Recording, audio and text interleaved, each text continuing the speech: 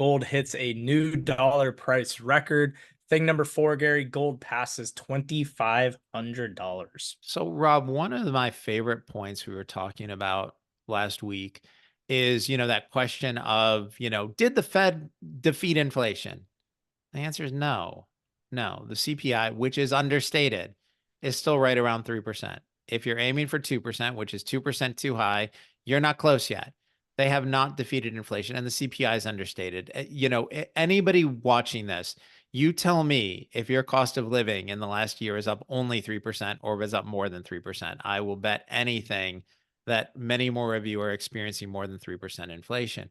So the Fed has not beaten inflation. They're about to reduce interest rates. They're going to do that next month. And when that happens, the yield on the dollar goes down, which makes the dollar less attractive relative to other assets that don't produce income, gold. And the other thing is when you cut the Fed funds rate, when you cut interest rates, that increases inflation, which is a fancy way of saying it means you're going to have a future loss of purchasing power. Well, when you have a future loss of purchasing power in the dollar, hard assets, which can't be reproduced easily, like gold, go up. And so, last week we got a new high in gold, passing the $2,500 benchmark. One thing that did grab some attention, the 400-ounce gold bar, the ones you see in every spy movie, right? When they do the James Bond films where they're going to rob Fort Italian Knox. Job is my favorite. Yeah, there you go. Right. Those bars that you see in the Italian Job, great. I'm a fan of heist films. Those are now worth more than $1 million. So we do not advise pulling a heist or robbing anybody or anything, but now you know the value of the bars. Gary, you've talked about hedging portfolio for quite some time. Obviously, DKI hedged with gold and Bitcoin.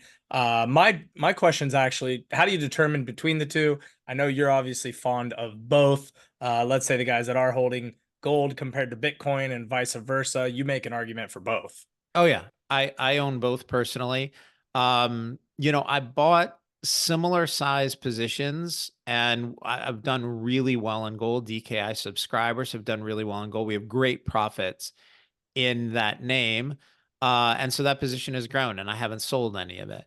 On the Bitcoin side, I bought a similar size position, but that was with Bitcoin around 15,000, and so that's gone stratospheric, and we've made 4 or 5 times our money on that.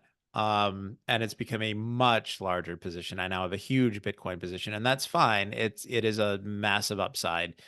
Um, the reason I like owning both is gold is that traditional hedge against inflation. It is the thing that for thousands of years has held value when the value of fiat currencies fall. And we've looked at the research on this. Throughout history, there have been 775 fiat currencies. That's just a fancy way of saying a government-sponsored currency.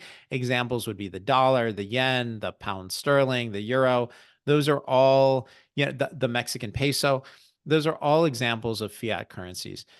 Throughout history, there have been 775 of them. They have all failed. They've all gone to zero under massive amounts of debt and debasement. If that sounds familiar, that's right. That's where we are now. And so that's why you want to own gold.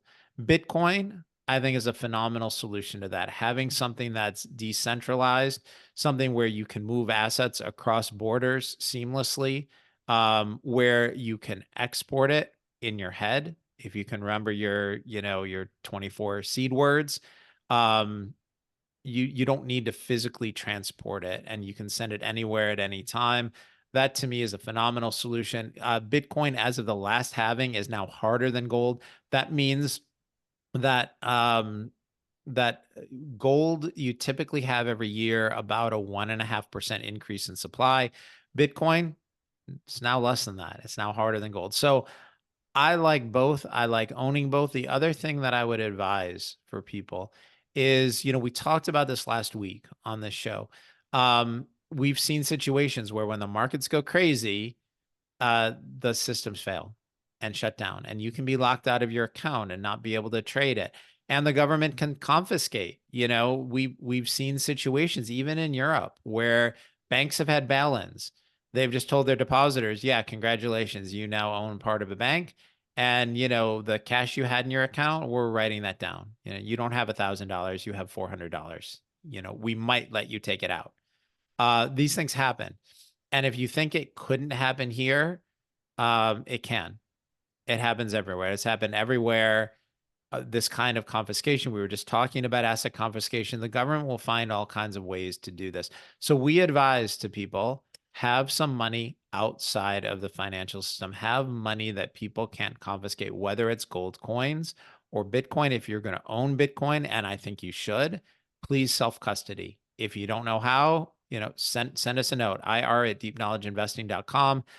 We've written a guide. We have a simple, easy guide that you can use to understand how to self-custody. It is very easy to follow. Simply, literally click here, fill out this, push this button, and it works. But I tell everybody, have some money outside the financial system. If the system fails, you want to have something.